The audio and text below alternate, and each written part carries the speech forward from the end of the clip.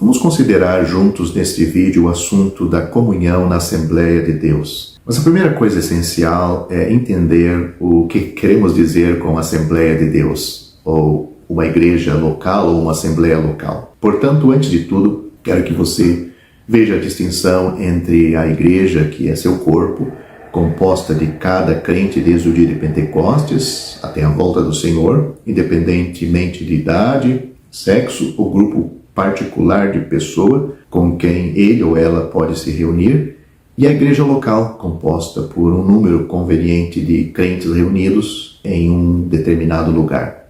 Agora, eu sei que para alguns a distinção entre os dois, ou seja, a igreja, o corpo de Cristo, e uma igreja, uma assembleia local, pode ser classificada como verdade elementar. Então eu espero que você tenha paciência comigo por alguns minutos, porque eu quero que todos entendam a distinção entre os dois, pois a menos que o façam, muito do que devo dizer mais tarde perderá o ponto e não será apreciado em seu contexto. A igreja teve seu início no dia de Pentecostes, quando o Espírito Santo foi dado do céu.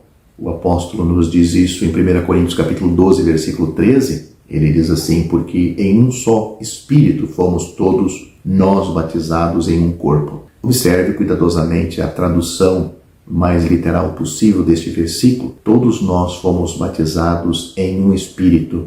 Não existe nas Escrituras tal coisa como o batismo pelo Espírito ou do Espírito Santo ou o batismo do Espírito, como o batismo pelo Espírito ou batismo do Espírito. Lembre-se das palavras de João Batista. Ele diz: na verdade eu vos batizo. O Senhor Jesus é o batizador e o Espírito Santo é o elemento no qual somos batizados e, portanto, todos, sendo batizados no mesmo Espírito, tornam-se um só corpo. Agora olhe para Efésios capítulo 2, versículo 14. Porque Ele, Cristo, é a nossa paz. Aqui, das duas grandes divisões da raça humana, judeus e gentios, pois é isto que o apóstolo está tratando aqui, nesse capítulo, nesses versículos, Deus formou um novo homem. Efésios capítulo 2, versículo 15. Todo crente está no corpo. Todo crente está no novo homem. Agora olhe para Gálatas capítulo 3, versículo 28, onde aprendemos que este corpo, no novo homem, não há distinção entre judeu e gentil, homem ou mulher, escravo ou livre, mas somos todos um em Cristo Jesus. Esta é uma unidade ordenada e designada por Deus. E nada e ninguém, nem mesmo Satanás e todas as hostes, as suas ordens, pode desfazer isto, pode tirar essas pessoas deste novo homem e deste corpo. Agora, nos primeiros dias da igreja, o apóstolo Paulo foi chamado pelo Espírito para pregar e ensinar o Evangelho. E temos registrado em Atos dos Apóstolos suas 3 viagens missionárias. Nas várias vilas e cidades que ele visitou, almas foram salvas e começaram a se reunir. E essas companhias de crentes que se reuniam nesses vários lugares eram chamados de igrejas. Observe o plural. Lemos sobre as igrejas da Ásia, sobre as igrejas da Galácia. Então, agora vamos considerar algumas das distinções entre as igrejas, aquelas companhias locais, e a igreja, que é composta de todos os santos. Na carta ou na epístola de Paulo a Timóteo, o apóstolo está tratando de assuntos relacionados com a companhia local de crentes que se reuniam em Éfeso. E ele se refere à responsabilidade dos anciãos, dos homens que não são anciãos, das mulheres, das viúvas, dos pais e dos filhos. Assim, na companhia local dos crentes, os homens, as mulheres, os pais e os filhos são reconhecidos como tal e têm as suas correspondentes responsabilidades. Aqui, então, está a primeira distinção. Lembra do que nós já lemos sobre a igreja como o corpo de Cristo e como o novo homem?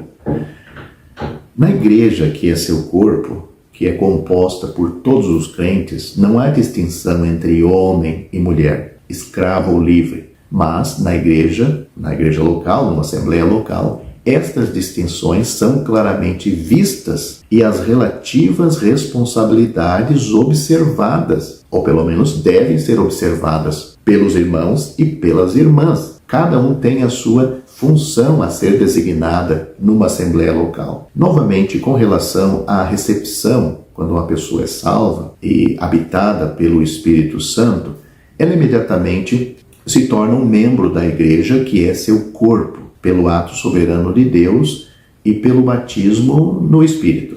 Isto é feito por Deus, não é pedido pela pessoa, mas isso acontece no momento da salvação, quando ela aceita Cristo pela fé. Mas este não é o caso em relação à membresia de uma igreja local. Os crentes são recebidos em uma igreja local pela ou por esta igreja. Paulo, escrevendo à igreja em Colossos, disse a respeito de João Marcos: se ele vier a vós, recebei-o. Novamente, escrevendo para a igreja em Roma, ele disse: recomendo-vos Febe, recebei-a. Portanto, a recepção na igreja, que é o corpo de Cristo, é por um ato soberano de Deus, acontece no momento da salvação e nunca essa pessoa pode ser retirada. Mas a recepção na igreja local é responsabilidade da igreja local.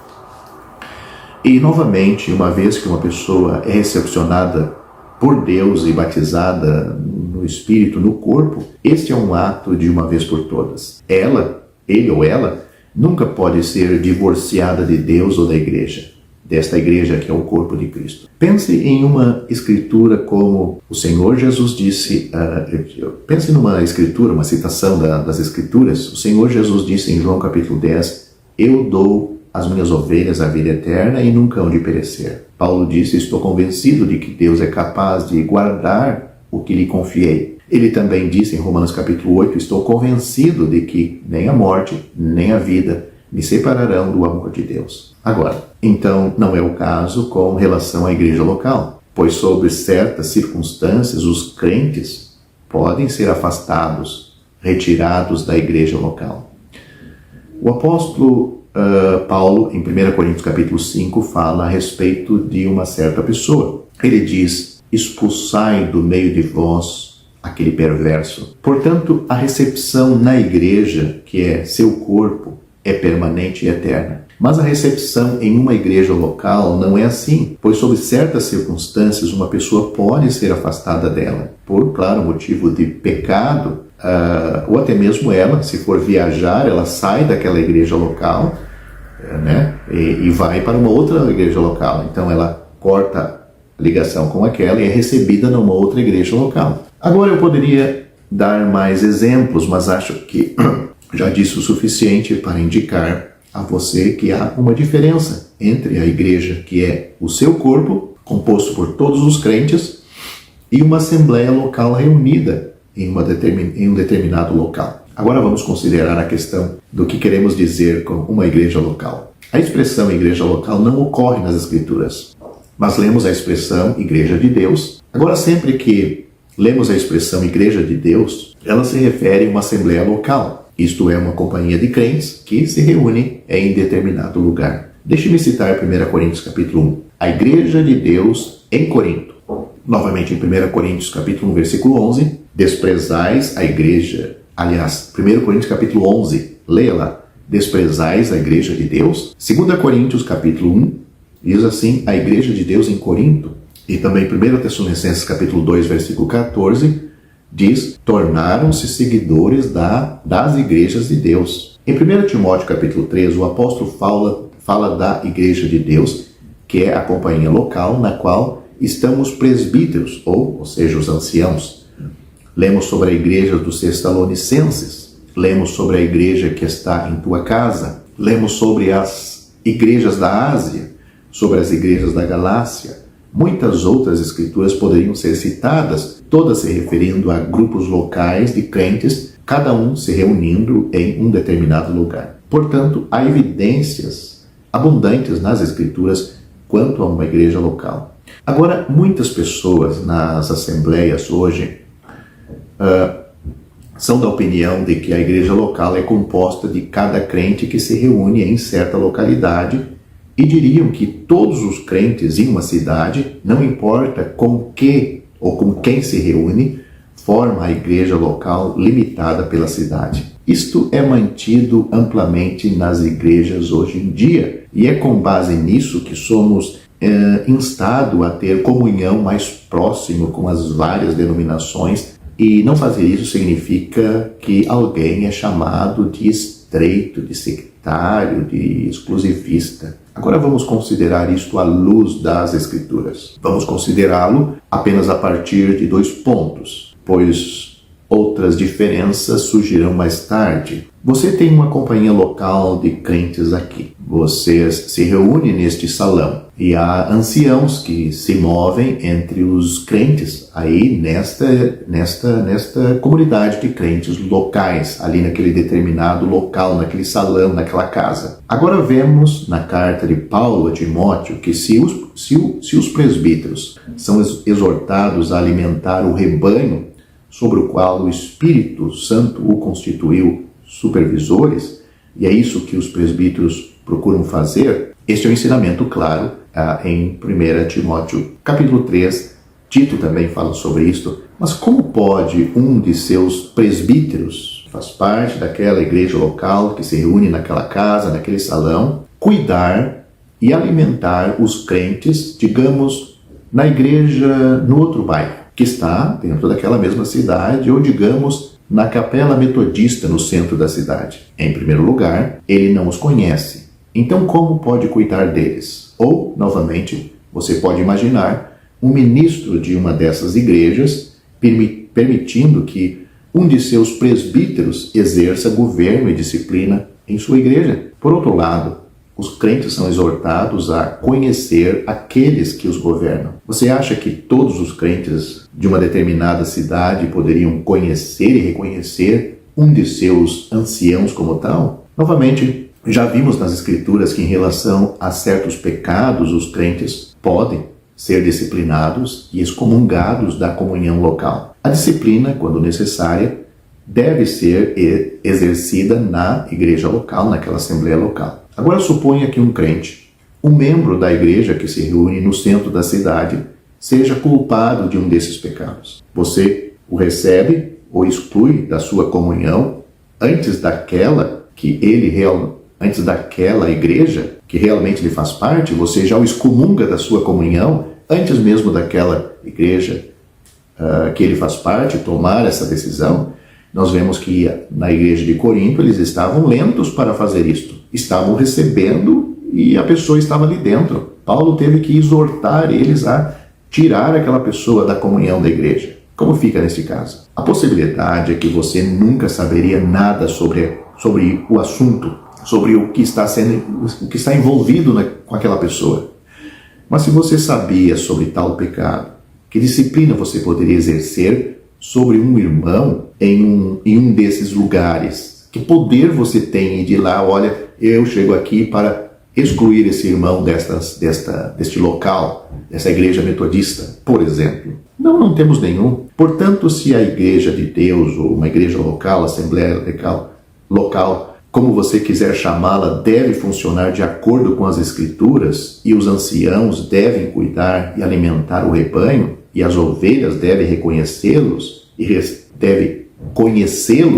reconhecê-los, e se a disciplina deve ser exercida e mantida entre eles, essas coisas só podem ser vistas e feitas, executadas, se a assembleia estiver reunida em um só lugar. Portanto, as Escrituras que consideramos só podem se referir e só podem ser cumpridas numa reunião de um grupo local em um só lugar. Nesse caso, numa cidade pode haver várias igrejas locais autônomas, respondendo unicamente ao Senhor. Mais um ponto para não deixar ninguém em dúvida sobre este assunto. Se é a cidade que limita a igreja local ou assembleia local, como fica quando uma cidade é dividida ou dividida no sentido de emancipação por interesses políticos, civis e seculares? Como fica então? Fica 2 igrejas? Neste caso, se for assim, pensado, neste caso a igreja local está nas mãos dos ímpios e do mundo. Mas como assim?